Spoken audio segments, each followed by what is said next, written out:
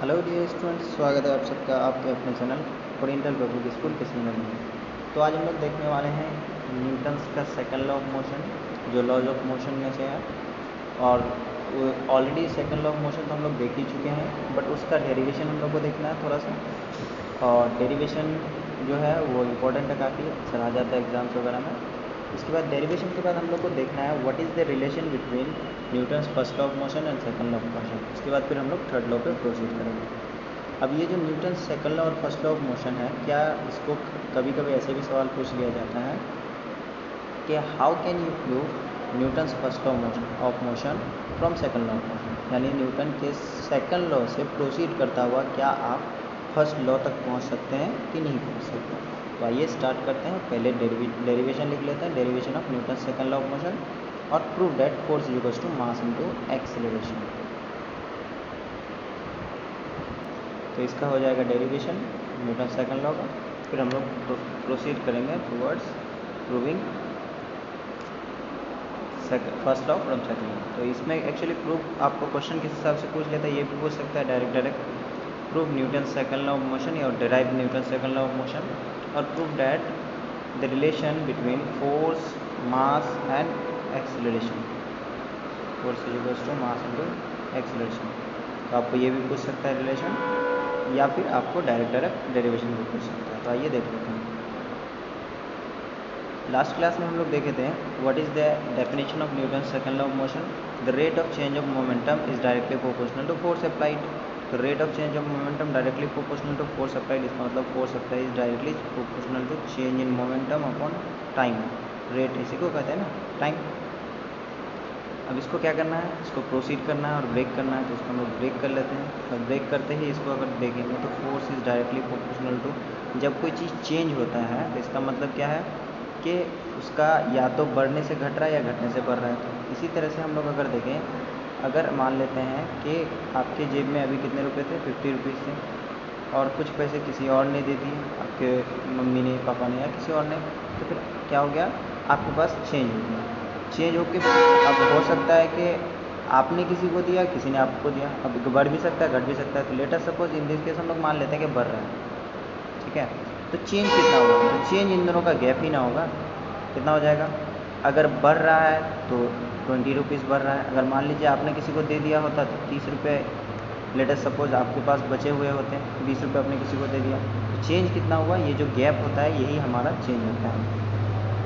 तो चेंज होने का मतलब आपके पास जो फाइनली बचा और आपके पास शुरुआत में जो था, दोनों का फर्क। तो force is directly proportional to change in momentum, मतलब फाइनल मोमेंटम, यानी कि माइनस इनिशियल मोमेंटम, इनिशियल, ठीक है। अब हम लोग पढ़ चुके हैं मोमेंटम बराबर मास इनटू वेलोसिटी और upon time. Mass into velocity, final velocity क्या होता है, v हमारा फाइनल वेलोसिटी होता है और u इनिशियल वेलोसिटी होता है। इसीलिए हमारा ये हो जाएगा this implies force is directly proportional to final momentum. Final momentum मतलब mass into final velocity minus initial momentum, यानी mass into initial velocity upon time table. ये हो गया। इसके बाद अगर हम लोग देखेंगे, टी कर लीजिए नीचे, और उसके बाद जो है इसको हम लोग आगे प्रोसीड कर लेते हैं। इस पर थोड़ा इलेक्ट्रॉन कर लेते हैं। अब यहाँ से अगर गौर कीजिएगा, दोनों ऊपर में से क्या आएगा, m कांस्टेंट आएगा। तो ये जगह force is directly proportional to m बाहर आ गया, तो अंदर बचा v माइनस यू। m क्या हो गया, कॉमन आ गया upon t, okay. m minus v upon क्या, v minus u upon t हो गया, m into v minus u. और आप सबसे पहले जब एक्सेलरेशन का डेफिनेशन पढ़े थे तो आपको पता होगा कि v minus u upon T actually में क्या होता है, a बराबर v minus u upon T होता है। तो इसलिए ये जो v minus u upon T है, इसके बदले हम लोग क्या रख सकते हैं, इसके बदले हम लोग जो टर्म a है उसको रख सकते हैं। अब हम लोग रख लेते हैं force is directly proportional to m, और बाकी टर्म के बदले a, ठीक है। तो अगर मास क्या लेते हैं, 1 kg लेते हैं, acceleration 1 metre per second square लेते हैं, तो for unit mass in unit acceleration we take the constant k, is equals to 1, force is equals to, directly proportional हटेगा तो क्या हो जाएगा, एक कांस्टेंट आएगा। ये कि अगर मास यूनिट है और एक्सेलरेशन भी यूनिट है तो इसको हम लोग 1 बना के क्या करते हैं, रिमूव करा देते हैं। तो इसको 1 बना के अगर रिमूव कराएंगे तो क्या हो जाएगा, ये हो जाएगा 1 into m into a, 1 into m into a, but 1 का तो कोई वैल्यू होता नहीं है, इसलिए 1 को आप इरेज कर सकते हैं। ये 1 को इरेज कर दीजिए तो फोर्स बराबर मास इंटू एक्सेलरेशन आपका हो गया प्रूफ।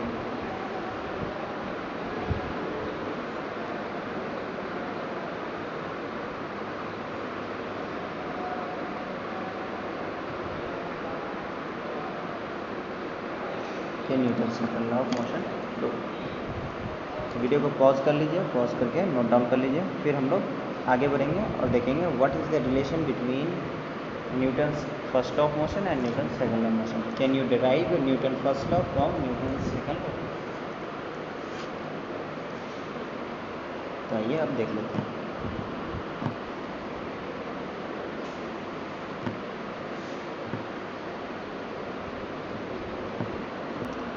अब हेडिंग डालिए derivation of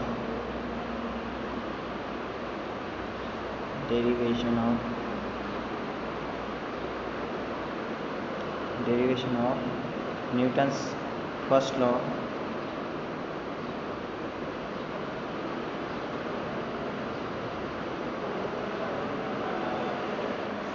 from his second. Derivation भी पूछ सकता है, प्रूफ भी पूछ सकता है। सेकंड यार, what is the relation between first law and second law, और proof Newton's first law from second law.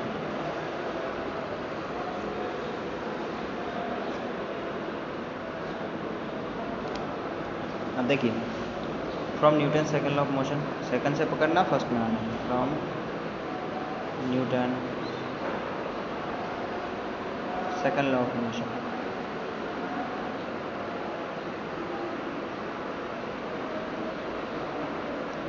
क्या कहा सेकंड लॉ ऑफ मोशन में न्यूटन ने, force is equals to mass into acceleration. अभी जस्ट देखें, ठीक है, force is equals to mass into acceleration. Force is equals to mass into acceleration जो हुआ, तो न्यूटन्स का फर्स्ट लॉ क्या कहता है, from first law.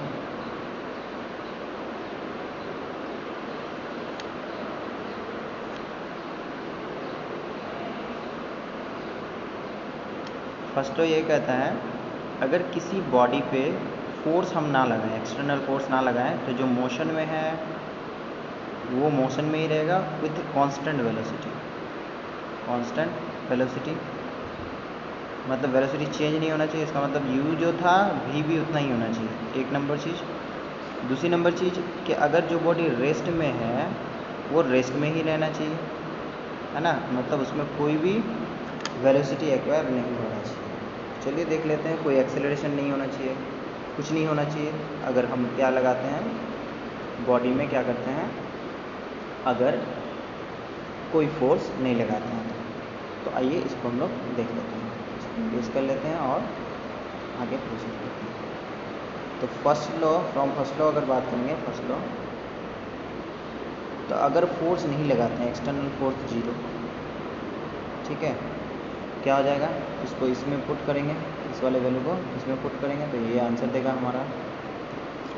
Case number 1, अगर कोई क्या नहीं करते हैं, फोर्स में हम कोई भी फोर्स नहीं लगाते हैं, किसमें, किसी भी मूविंग बॉडी में, पहला केस ले लेते हैं, तो उसकी वेलोसिटी कांस्टेंट रहनी चाहिए। तो फोर्स बराबर 0, मास इंटू एक्सेलरेशन, और मास को हम लोग अगर वापस जाएँ तो मोमेंटम में हम लोग एक्सेलरेशन को ब्रेक कर सकते हैं, m into v minus u, ठीक है, a को v minus u upon t में ब्रेक कर सकते हैं, कर दिए। इस t को अगर इधर 0 से मल्टीप्लाई करेंगे तो क्या मिलेगा, 0 हो जाएगा। अगला लाइन हमारा क्या हो जाएगा, अगला लाइन हो जाएगा, दिस इम्प्लाइज, ये हो जाएगा m इंटू, या डायरेक्ट कर लेते हैं ना, t को इधर ऊपर ले जाएंगे तो 0, m को नीचे लाएंगे तो 0/समथिंग, ये भी 0, तो इसको दिस इम्प्लाइज हो जाएगा v minus u is equals to 0। और जैसे ही u माइनस यू है इस बार, उस बार जाएगा तो क्या हो जाएगा, प्लस यू हो जाएगा। तो v इज इक्वल्स टू, देखिए प्रूव हो गया कि इनिशियल वेलोसिटी बराबर फाइनल वेलोसिटी। तो इनिशियल वेलोसिटी बराबर final velocity, it shows that there is no change in the motion और there is no change in the velocity और speed of the body. This proves Newton's first law of motion. यही कहता था ना, अगर force zero लगाएंगे, कोई external force नहीं लगाएंगे, तो जो बॉडी मूव कर रहा है जिस स्पीड से, उसी स्पीड से मूव करेगा, पहला पार्ट उसका। तो इसकी स्पीड में कोई चेंज नहीं आएगा। तो देखिए यही तो कह रहा है, जो इनिशियल वेलोसिटी और जो फाइनल वेलोसिटी है दोनों सेम है। तो इसका मतलब ये हो जाएगा कि हमारा जो न्यूटन का फर्स्ट लॉ है ये प्रूव हो गया। ये केस नंबर 1। आप इसको वीडियो को पॉज करके नोट डाउन ऑफ कर लीजिए, उसके बाद हम लोग केस नंबर 2 देख लेते हैं।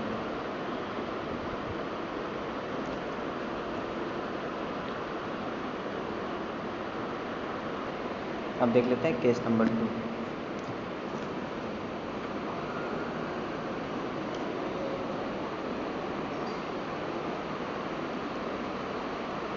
अगर बॉडी रेस्ट में है, if the body is at rest, external force क्या लगाएंगे, एक्सटर्नल फोर्स लगाएंगे हम लोग 0। ठीक है, तो इसलिए फ्रॉम क्या हो जाएगा, from second law of motion, from second law of motion force is equals to mass into acceleration.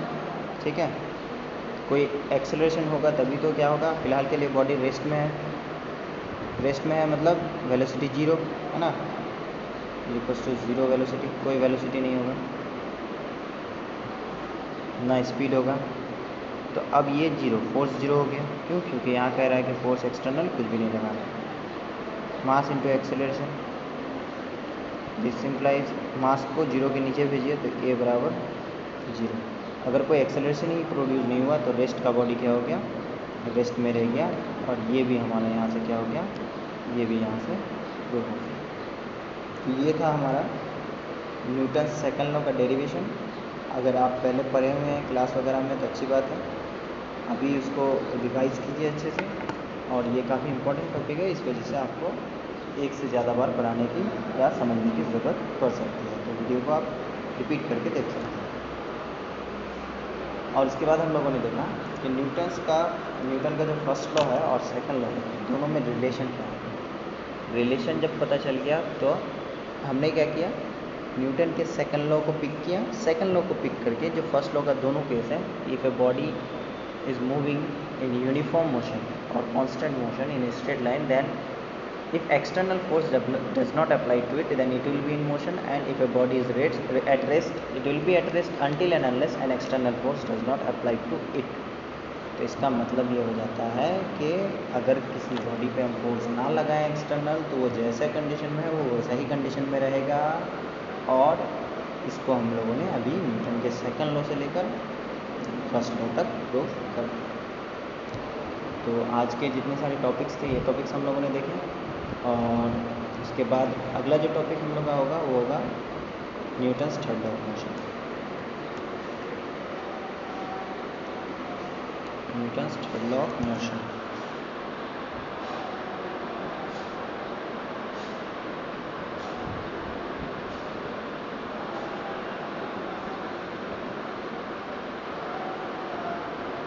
इसको क्या कहते हैं, law of action and reaction.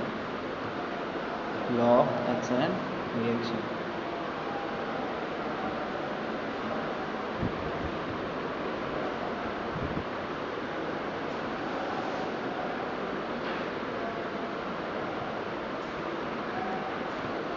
Law of action and reaction. For every action there is an equal and opposite reaction. Third law ये कहते हैं, for every action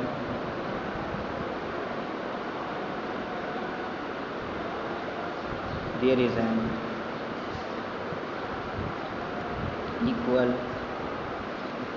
and opposite reaction. अगर हम किसी चीज़ पे फोर्स लगाते हैं तो वो भी हम पे क्या करता है, फोर्स लगाता है सेम क्वांटिटी में, बट उस फोर्स का डायरेक्शन क्या होता है। अगर किसी चीज़ पे हम फोर्स लगा रहे हैं तो ये F1 लगा रहे हैं, और वो हम पे वापस फोर्स लगाता है जिसका डायरेक्शन अपोजिट हो जाता है F2। इसलिए इन दोनों का रिलेशन हम लोग दिखाते हैं F1 is equals to minus of F2। F1 is equals to